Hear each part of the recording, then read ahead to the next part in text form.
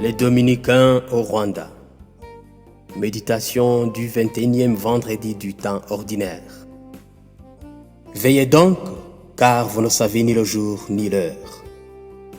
Sœurs et frères, en ce jour où nous célébrons la mémoire de Saint Augustin, il nous est donné de méditer sur l'évangile de la parabole de 10 demoiselles d'honneur.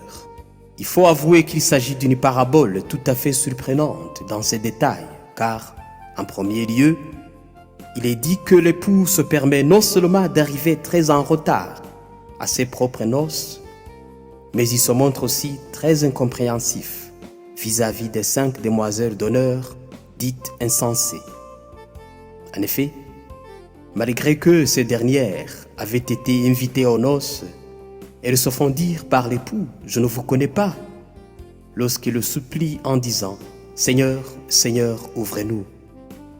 En deuxième lieu, les 5 autres demoiselles d'honneur, dites prévoyantes, se montrent aussi méchantes dans cette parabole, parce qu'elles refusent de venir en aide à leurs amis qui étaient dans le besoin. Alors, que veut nous apprendre le Christ à travers cette parabole, dont les personnages clés sont d'une attitude plutôt blâmable? En fait, il faut constater que l'enseignement dispensé dans cette parabole ne veut visiblement pas tabler sur la compassion ou la charité envers les personnes en difficulté, mais sur la prévoyance et la vigilance qui doivent nous marquer à chaque instant de notre vie. En effet, si l'époux avait été indulgent à l'égard de ces 5 jeunes filles étourdies, et si ces autres 5 jeunes filles prévoyantes avaient partagé leurs réserves d'huile avec leurs amis, cela aurait été une autre histoire, sûrement instructive, mais cette histoire n'aurait pas servi à faire passer le message tel que le Christ le transmet à la fin de cet évangile. Veillez donc, car vous ne savez ni le jour ni l'heure.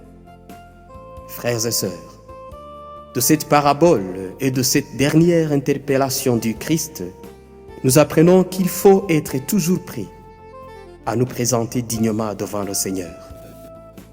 Il faut préparer notre avenir et prévoir l'aboutissement de notre destinée, car ce sont surtout les choix que nous faisons dans cette vie qui détermineront notre vie de l'au-delà. Mais combien de fois nous comportons-nous comme ces demoiselles d'honneur insensées, en oubliant d'entretenir spirituellement notre présent en vue d'assurer notre futur?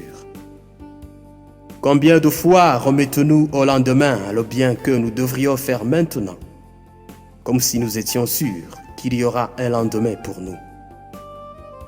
Que les prières de Saint Augustin, dont nous faisons mémoire aujourd'hui, nous rendent plus vigilants et prévoyants, en fait que les distractions et les attractions de ce monde qui passe ne nous fassent pas oublier que nous ne savons ni le jour ni l'heure. Amen.